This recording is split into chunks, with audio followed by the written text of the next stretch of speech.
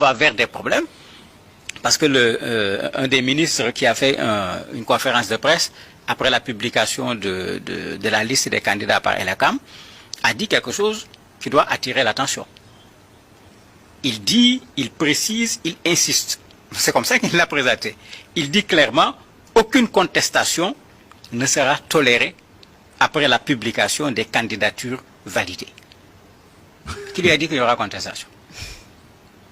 Quelle contestation on commence déjà à contester?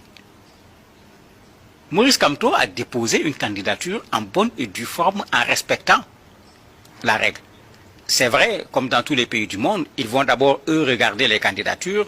Il y a la validation de la candidature, mais on n'a même pas encore regardé quelle candidature est valide ou pas. On commence à dire qu'on ne laissera... Parce que ce qui se dit derrière, c'est qu'on ne laissera personne ici manifester. Qui va manifester et pourquoi? Mais ça veut dire que Maurice Kamto a déjoué un piège, on va lui tendre encore un autre piège. Et les gens même ont commencé à dire, attendez, il a démissionné de son parti. Quand il a démissionné de son parti, il devait, comment on le dit encore, mentionner au gouverneur qu'il a démissionné de son parti avant de poser sa candidature. Bon, vous savez, le juridisme là, quand on rentre dedans, ça finit pas, on ne sort pas. Mais ça montre clairement qu'on a peur de la candidature de Maurice Kamto à l'élection présidentielle du 12 octobre 2025. Et à 3 mois du scrutin, quelles sont les principales forces et faiblesses de la campagne de Maurice Kamto? Ben, une de ses faiblesses, c'est le fait que pendant un temps, il a dû quitter même le pays parce qu'on l'a fatigué. N'oublions pas qu'après la présidentielle, il a fait la prison, etc. Une autre faiblesse, bon, on a fait campagne souvent dans ces pays pour demander un changement de génération. Maurice Kamto a quand même 71 ans. Mais ça fait une génération quand même, hein, parce que l'autre a 92 ans. Donc de l'un à l'autre, ça fait quand même pratiquement 25 ans. Ça fait pratiquement un changement de génération, mais vers le haut. Alors que les gens pensaient que ça vienne plutôt vers le bas. C'est des arguments qui vont pouvoir être retenus contre lui. L'autre élément, c'est que en Afrique, l'opposition a encore du mal. Quand on voit ce que je pourrais appeler le bon cheval, qui peut gagner les élections, à faire harakiri, comme disent les Japonais, à faire ce sacrifice pour dire voilà le bon cheval qui peut gagner les élections, soutenons-le si c'est l'alternance que nous voulons. Mais quand c'est l'alternance pour moi, ça va poser un autre problème, parce que la dispersion de l'opposition n'arrangera pas la candidature de Maurice Kamto. Et justement, vis-à-vis du pouvoir, comment est-ce qu'on perçoit cette candidature, ce retour de Maurice Kamto dans le jeu?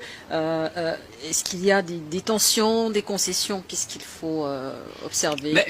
J'ai parlé tantôt de la réaction de cet officiel qui dit qu'il n'y aura pas de tolérance pour une contestation. Ça montre que leur plan A a été déjoué. Ils sont certainement sur un plan B. On peut prendre un autre indicateur. Quand Maurice Kamto est revenu de Paris, après son meeting qui était indiscutablement un succès, il a voulu... Mais ces meetings sur place au Cameroun n'ont pas pu se tenir. Oui, il a voulu reproduire chez lui ce qu'il a fait à Paris, pour montrer qu'il n'est pas populaire dans la diaspora seulement, mais il est populaire également. Il a annoncé que ça a été stoppé. Tout à fait. On l'a empêché. Mais quand quelqu'un ne peut pas tenir un meeting, mais ça veut dire qu'on ne veut pas de la candidature de ce monsieur, parce que quand on fait campagne électorale quand même, ça se fait essentiellement avec des meetings pour mobiliser les populations. Donc bien avant qu'on arrive au dépôt de la candidature, les gens avaient déjà commencé à montrer qu'on ne voulait pas de lui. Des gens sont venus monter sur les plateaux de télé, comme on le fait tout le temps dans les pays où il n'y a pas de démocratie, pour commencer à dire il ne peut pas être candidat, etc., alors que ce n'était pas leur rôle. Il y a le code électoral qui est là, il y a des gens qui sont chargés de cela, qu'on laisse chacun faire son travail, mais les gens avaient commencé déjà à dire il ne peut pas être candidat, il n'a pas d'élu au niveau de l'Assemblée, il n'a pas d'élu au niveau des communes puisqu'il avait boycotté les élections. Mais quand vous mettez toutes ces choses ensemble, ça veut dire une seule chose. Il ne faut pas que Maurice Kamto soit candidat parce qu'il va jouer au trouble-fête par rapport à ce qui est en train d'être préparé pour le président Paul Biya, candidat qu'on n'a pas encore vu, parce que j'attends sa conférence de presse pour qu'il déclare qu'il est candidat. Bonjour les enfants, c'est papa. Mon mur est un asile psychiatrique à ciel ouvert et ma salle d'attente est toujours bondée. Bienvenue à la clinique les enfants. Ça c'est l'analyse de la situation politique du Cameroun vue de l'étranger. Là, on est en Afrique de l'Ouest. Cette chaîne passe au Burkina, elle passe au Sénégal, elle passe au Mali. C'est une internationale Afrique de l'Ouest, cette chaîne de télévision. Donc quand vous pensez que ce que vous faites au Cameroun, personne ne le voit, le monde entier est au courant que Atanganji est entré dans le site de l'administration territoriale, il a effacé le nom d'Anissé Ekane pour mettre le nom de Yebga. Le monde entier est au courant. C'est pour ça que quand je vous dis que nous, le peuple, notre légitime défense est légitime. Notre bagarre, notre intention de lutter pour récupérer notre dignité est légitime et le monde entier le comprend. Le monde entier est avec le peuple camerounais. Le monde entier soutient le peuple camerounais contre le régime de Paul Biya. C'est la première chose que vous devez intégrer dans vos esprits pour que vous sachiez que vous menez le bon combat.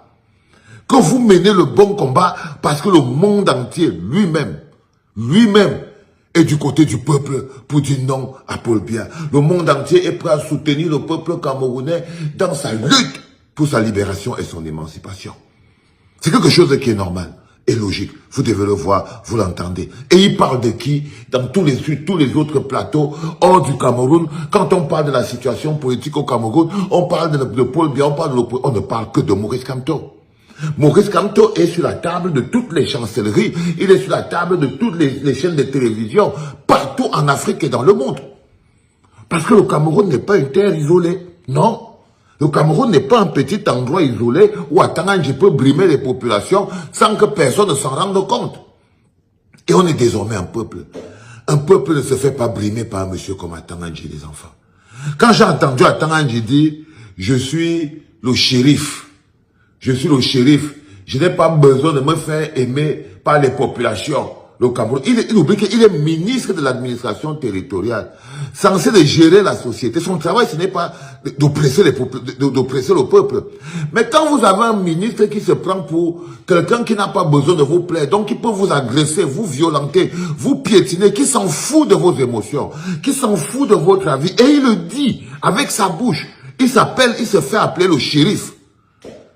Il se fait appeler le shérif, il menace les gens du Moulinex. Non, les enfants, c'est suffisant pour qu'on dise à Paul Biya que viens ramasser ta créature.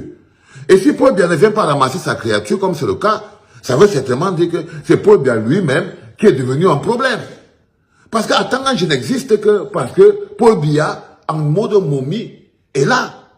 Parce que le nom de Paul Biya est utilisé. Il n'y a que l'utilisation du nom de Paul Biya qui donne vie à Atanganji. Tu effaces Paul Biya, Atanganji disparaît. Est-ce qu'Atanganji existe sans qu'on prononce le nom de Paul Biya? C'est une fougère. Comme la plupart de tous ces gens, les Ngongo n'existe que parce que Paul Biya existe. Il n'existe que par le nom de Paul Biya. Mais lui-même, il n'est rien. La mère Adja Awa lui a dit que si tu es un homme qui est un être humain, va créer ton parti. Mais c'est un ver de terre, ce monsieur, c'est une larve. Il rampe à terre derrière un vieux de 95 ans en violentant le peuple. On doit l'arrêter. On doit le stopper. On doit le stopper parce que qui sommes-nous pour nous laisser oppresser par quelque chose qui est illégal? Tout ce qui se passe est illégal. Ok? La candidature de Paul Biya est illégale. Vous avez écouté la vieille Adjawa. Ça veut dire que Ngongo a écrit la lettre. Il a donné à Vondoyolo. Vondoyolo a tenu la lettre dans sa main. Vondoyolo est parti donner la lettre à Jean Nkwete devant la femme qui prend les dossiers à Elekam. Nkwete, qui est le patron du RDP, n'a même pas pu vérifier si Paul Biya a écrit quelque chose là-dessus. Nous sommes en pleine illégalité. C'est pour ça que ces messieurs vont utiliser la violence. Ils ne vont pas s'arrêter. Quand vous écoutez comment ils parlent. Donc, si vous vous apprêtez, vous, le peuple, à avoir peur de quelque chose, sachez que non. Vous devez très vite traverser cet état de fait. Parce qu'eux, ils ont déjà traversé l'état de fait là depuis. Quand vous entendez Atanganji parler, vous savez que c'est la bagarre qu'il va avoir. C'est-à-dire que si vous pensez avoir peur, si vous avez peur du Moulinex, ça veut dire, sachez que 2025, jusqu'à la fin des temps même, tant que vous avez peur du Moulinex, des conneries comme ça là, vous ne pouvez pas vous en sortir. Sachez que vous êtes mort de génération en génération. Il faut arrêter ça tout de suite. C'est tout de suite qu'il faut arrêter ces pitreries. Adja Awa demande aux policiers qui sont devenus eux-mêmes des émasculés. Quand Adja Awa demande aux policiers que vous ne voyez même plus votre commandant en chef, quelqu'un d'autre débarque, venir vous dire que le commandant en chef a dit que il entre dans l'armée, il nomme quelques généraux. C'est-à-dire qu'attends, Ngongo, c'est-à-dire qu'il se dit qu'il va enlever tout le monde qui est là et mettre ses hommes de main à la place et tout, jusqu'à voler le pays. Non. Et ça, ce message est pour nos jeunes frères des forces de défense et de sécurité. Attends, je parle aux Camerounais comme ça, là, parce qu'ils comptent sur vous. Attends, je ne peux pas se tenir devant un Camerounais lambda et lui parler comme ça sans prendre 2 gifles, 2 chandelles qui vont lui allumer le cerveau. Il ne parle avec autant d'arrogance, de violence et de mépris que parce qu'il compte sur vous. Vous qui êtes censés nous protéger, nous. Est-ce que vous voyez un peu même comment ce n'est pas normal, monsieur, mes jeunes frères des forces armées de défense et de sécurité? Vous êtes censés protéger le peuple. Atanganji est la menace qui piétine le peuple en ce moment. Il se sert de nos lois, de nos institutions. Il se sert de tout, mais pour mépriser le peuple que vous êtes censés protéger. Mais et comment vous pouvez protéger Atanganji dans son piétinement du peuple que vous devez protéger? C'est quoi votre rôle, les gars? Quel est votre rôle? Quel est votre rôle? C'est la question qu'on se pose. Donc, quand je vois un peuple comme le peuple camerounais, je vois un mécréant comme Atanganji. Je vois comment il nous parle. Après, on ne peut pas parler à un autre pays. Non. Le type n'a qu'à dire que regardez comment vous-même dans votre pays, regardez comment on vous parle. Quand vous arrivez en Europe, là, vous croisez un Camerounais ici, dit, oh, moi, ne me fais pas ceci, hein. Si le blanc là fait ceci, je veux faire ceci. Si le blanc là me prononce, je veux faire cela. Mais regardez comment seulement Atanganji vous traite dans votre pays. Regardez comment il vous traite dans votre pays. Vous avez l'énergie d'aller lutter contre les blancs dans leur pays pour le respect. Vous luttez avec les blancs dans leur pays pour le respect. On ne me parle pas comme ça. Oh, on ne me fait pas ceci. Oh, on ne me fait pas cela. Oh. Mais dans ton pays, un monsieur te prend pour les condiments. Il prend le pays pour la cuisine. Le pays, c'est pas la cuisine. C'est pas la cuisine, les enfants. Et le plus important, c'est que vous le compreniez. C'est que, on va devoir y aller à la dure. On va devoir y aller à la dure pour combattre l'illégalité parce que les autres sont dans l'illégalité. Toutes les règles sont violées. Quand Atanganji passe sur le site de l'administration territoriale en une nuit, il efface le nom d'Anissé Ekane pour mettre le nom de Ebga. C'est pour qu'on lutte. C'est pour qu'on lutte. Si tu ne luttes pas pour ça, tu vas lutter pour quoi? Si ça là seulement, après ça aboutit que Maurice Kamto n'est pas candidat, parce qu'Atanganji s'est levé en une nuit, il est parti, il a enlevé le nom d'Anissé Ekane, il a mis le nom de Ebga. Résultat des courses, le peuple n'a plus de candidat, le candidat du peuple est éliminé. Mais est-ce que vous trouvez ça normal? Donc, si vous ne trouvez pas ça normal, sachez que la bagarre a déjà commencé. Mais si vous trouvez ça normal, sachez qu'ils ne vous laisseront jamais. Jamais, jamais, jamais. La liberté est un précieux sésame qui ne se demande pas, qui ne se commande pas, qui ne se mendie pas, mais qui s'arrache. Et chaque chose qu'on arrache a un prix. Parce que la liberté, ce n'est pas un cadeau. La liberté, ce n'est pas un cadeau. Et quand il y a quelque chose n'est pas un cadeau, c'est que cette chose-là a un prix. C'était pas par les enfants. Ouais. Comment tu peux aussi regarder une vidéo sans t'abonner? Abonne-toi.